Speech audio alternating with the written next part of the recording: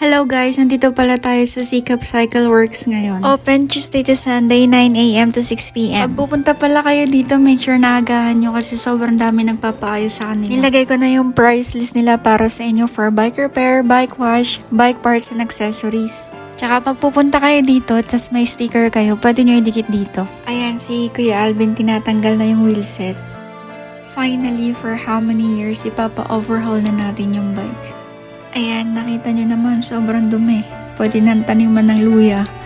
Take note that it will take 3 to 4 hours pag nagpa-overhaul kayo. Depende pa sa condition ng bike nyo.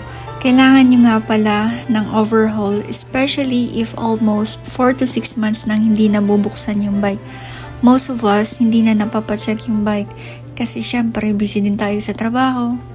Ginagawa nila sa overhaul is first nire-repack yung BB, hubs, headset, pedal, rear hub, front hub, and pre-hub. After 3 hours, kinabit na yung ibang parts. Ayan, tuning na nga lang yung ginagawa dito. Salamat sa panonood guys. Ingat kayo palagi sa daan.